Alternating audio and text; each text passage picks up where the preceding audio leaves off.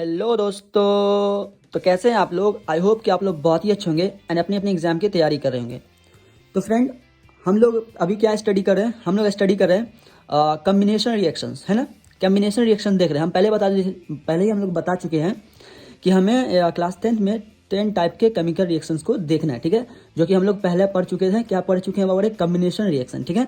तो combination reaction हम लोग देख चुके हैं और जिसमें से कुछ पॉइंटेड था जो हम लोग उस पॉइंट को देख रहे हैं ना। तो कम्बिनेशन रिएक्शन में हम लोग पहले देखे थे कि जब एलिमेंट एंड एलिमेंट के बीच जब हम रिएक्ट करवाते हैं, कंबाइन करते हैं, तब क्या होता है। तो वो चीज़ को हम लोग देख चुके थे। एंड आज हम लोग देखेंगे combinations between one element and one compound. मतलब कि इससे पहले वाले वीडियो में हम लोग देखे थे कि अगर एलिमेंट को, है ना, एक एलिमेंट को किसी दूसरे एलिमेंट के साथ, एलिमेंट ही होना चाहिए ना, तो किसी दूसरे एलिमेंट के साथ जब हम रिएक्ट करवाए थे तो क्या हुआ था? बॉडी मेरा क्या बना था? कंपाउंड बना था। लेकिन अब हम क्या करते हैं कि एक एलिमेंट लेते हैं, ठीक है, एंड एक कंपाउंड लेते हैं। अब रिएक्ट करवाते हैं तब क्या बनता है हम ये देखेंगे, ठीक है। तो मैंने लिखा है कि in this type of reactions, इस प्रकार के अभिक्रिया में, इस प्रकार के रिएक्शन में एन एलिमेंट, एक एलिमेंट कंबाइन होता है, कंबाइन विथ अ कंपाउंड। किसके साथ? एक यौगिक के साथ, एक कंपाउंड के साथ, है ना। कंपाउंड को हिंदी में यौगिक कहते हैं, ओके। तो जब एक एलिमेंट, एक तत्व, हिंदी में से एलिमेंट को तत्व कहते हैं, ओके। तो हम आपको बता देते कहीं पे कि दिमाग में आपका रहे, ठीक है। तो एन एलिमेंट, एक एलिमेंट को कंबाइन कराया जाता है विथ एक कंपाउंड के साथ, तो to form a new compound. फिर भी क्या बनता है? बोले कंपाउंड ही बनता है। इससे पहले वाले वीडियो में हम लोग क्या देखे थे कि जब हम एलिमेंट को एलिमेंट के साथ कंबाइन करवाते हैं तो हमें क्या बनता था? कंपाउंड ही बनता था। लेकिन हम एक एलिमेंट को और एक कंपाउंड को भी अगर रिएक्ट करवाएंगे तो हमारा क्या बनेगा? एक कंपाउंड ही बनेगा, ठीक है। तो चलिए यहाँ पे देख लीजिए पहला रिएक्शन को हम क्या लिखे हैं। पहले फॉर एग्जाम्पल लिया हूँ, देखिए गौर से।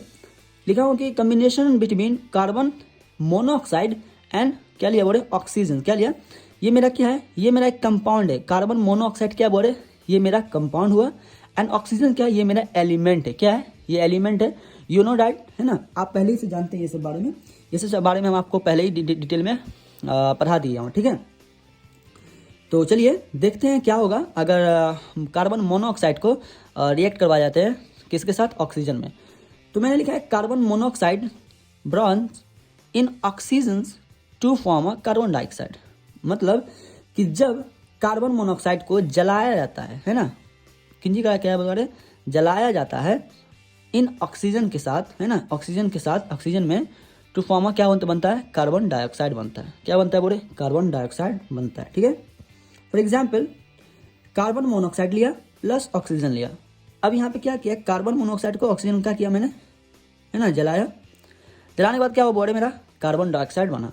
तो एक एलिमेंट को और एक कंपाउंड को जब मैं कंबाइन किया तब क्या बना? बोले मेरा एक कंपाउंड बना, है ना, जो कार्बन डाइऑक्साइड कंपाउंड है ना। इसका नाम क्या है? Carbon dioxide, okay.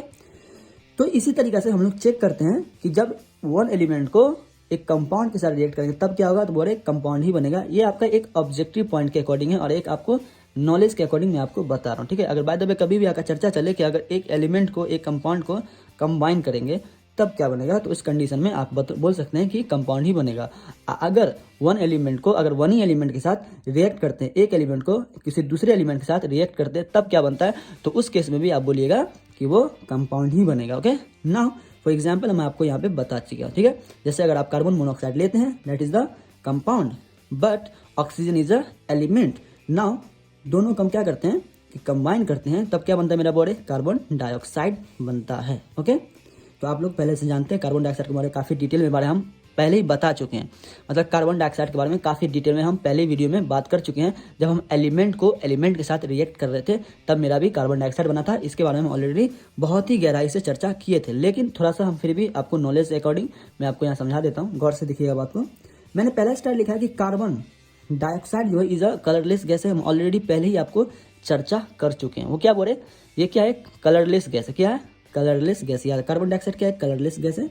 Now second star लिखा है कि carbon dioxide is a molecules. क्या है? मॉलिक्यूल से, एक मॉलिक्यूल से, है ना, विथ द मॉलिकुलर फार्मूला। मतलब किसके साथ? मॉलिकुलर फार्मूला के साथ। जैसे मॉलिकुलर कार्बन डाइऑक्साइड का मॉलिकुलर फार्मूला क्या होता है? CO2, okay. तो इसे आप याद रखिएगा, बिकॉज अगर आपको ऑब्जेक्टिव में पूछे कि what is the molecular formula of carbon dioxide तो आप बोलिएगा CO2, आपको याद होगा, जनरली ये चीज़ सबको याद होता है, ठीक है, वह काफ़ी आसान है, ठीक है। तो मैंने देखा क्या बोले, मैंने देखा कि जब कम्बिनेशन, अभी मैं जब एक एलिमेंट को, है ना, किसको, एक एलिमेंट को एक कंपाउंड के साथ कंबाइन करता था तो मेरा क्या कंपाउंड ही बना। लेकिन मैं तीसरा पॉइंट बताता हूँ, क्या आप एक कंपाउंड को और एक और कंपाउंड को, जब दो कंपाउंड को कंबाइन करेंगे तो क्या कंपाउंड बनेगा? थोड़ा सा सोचिए, कंपाउंड बनेगा? चलिए सोचिए मत, मैं आपको बता ही देता हूँ, ठीक है। तो चलिए इसका हो गया, अगर आपको इसको नोट करना है तो आप इसको नोट कर ले, ठीक है। ये ज़्यादा इंपॉर्टेंट नहीं है, बस ऑब्जेक्टिव के अकॉर्डिंग मैं आपको ये समझा रहा हूँ, नॉलेज के अकॉर्डिंग आपको थोड़ा मोड़ा नॉलेज हो, इसलिए मैं इसको बता देता हूँ, ठीक है। तो चलिए अब हम लोग देख लेते हैं कि combination between one compound and one compound, मतलब दो कंपाउंड के साथ, है ना, 2 एंड मोर कंपाउंड्स के साथ अगर हम कंबाइन करते हैं तब क्या होता है। तो चलिए इसको अगर नोट करना है तो इसको नोट कर लीजिए। चलते हैं हम लोग तीसरे पॉइंट में, ठीक है। तो चलिए आप तीसरा पॉइंट को देख लीजिएगा। मैंने जैसा कि लिखा है कि कम्बिनेशन बिटवीन 2 और मोर कंपाउंड, मतलब 2 या 2 से अधिक कंपाउंड को अगर मैं क्या करते हैं, कम्बिनेशन कराया था, कंबाइन कराया तब क्या होगा।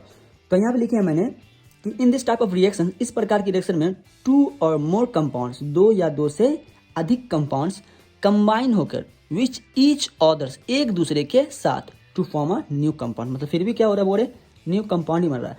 बात यहाँ पे ये आई कि अगर आप एक एलिमेंट को और एक और एलिमेंट को, दो एलिमेंट को अगर रिएक्ट, 2 और मोर एलिमेंट अगर हम रिएक्ट करवाते हैं तो कंपाउंड ही बनता है। एंड एक एलिमेंट को और एक कंपाउंड को रिएक्ट करवाते हैं फिर भी कंपाउंड ही बनता है। एंड अगर 2 और मोर कंपाउंड को रिएक्ट करवाते हैं, आई मीन कंबाइन करते हैं, तो फिर भी कंपाउंड ही बनता है, ठीक है। आप इसे ध्यान में रखिएगा। फॉर एग्जाम्पल पहला देखिए मैंने लिखा है कम्बिनेशन बिटवीन सल्फर ट्राइऑक्साइड, ठीक है, सल्फर ट्राइऑक्साइड एंड वाटर, दोनों क्या बोल रहे हैं, एक कंपाउंड है। सल्फर ट्राइऑक्साइड भी कंपाउंड, यहाँ पे डाइऑक्साइड लिखा गया था तो मैंने यहाँ पे लिख दिया trioxide, okay, and water.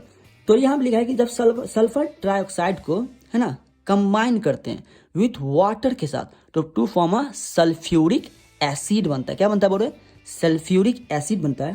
For example SO4, है ना, SO3, ये क्या है, सल्फर ट्राइऑक्साइड है। यहाँ तक देखिए ऑक्सीजन का जो एटम्स नंबर है कितना, नंबर ऑफ एटम कितना, 3, इसीलिए ट्राइऑक्साइड हो गया। एंड H2O, है ना, वाटर है। इस दोनों को क्या किया मैंने, जब कंबाइन कराता हूँ तो मेरा क्या बनता है, ये क्या बना मेरा, सल्फ्यूरिक एसिड बना ना। तो एक बात बताइए, ये भी एक कंपाउंड है एंड ये भी एक कंपाउंड है। जब दोनों कंपाउंड को मैं क्या किया, कंबाइन किया, तो फिर भी एक कंपाउंड ही बना, हो गया। तो इस कंडीशन के हिसाब से हम इस चीज़ को समझते हैं। तो इसी तरीके से ये मेरा कम्बिनेशन रिएक्शन मेरा हो गया खत्म, समाप्त। जितना भी रिएक्शन था कम्बिनेशन रिएक्शन में मैं सारा चीज़ बता दिया हूँ। आपका ये कम्बिनेशन रिएक्शन तीन गो वीडियो में एंड हो गया, ठीक है।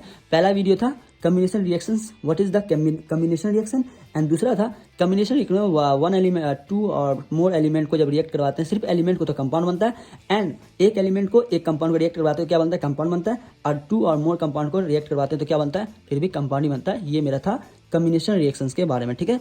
तो ये मेरा हो गया, ये चैप्टर खत्म, आई मीन ये पॉइंट खत्म हो गया, पहला कम्बिनेशन रिएक्शन।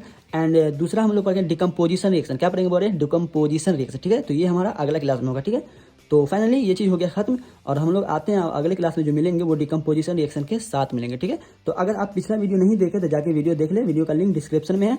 अगर डिस्क्रिप्शन में ना मिले तो आप प्लेलिस्ट में जाके देख लीजिएगा, यहाँ पे लिखा हुआ chemical equation and reactions, chemical reactions and equations का जो चैप्टर है उसका मैंने सारा प्लेलिस्ट लिया, उसमें सारा वीडियो है, जाके आप जरूर देख लीजिएगा, ठीक है। तो आज के लिए इतना ही, फिर मिलते हैं हम लोग अगले क्लास में।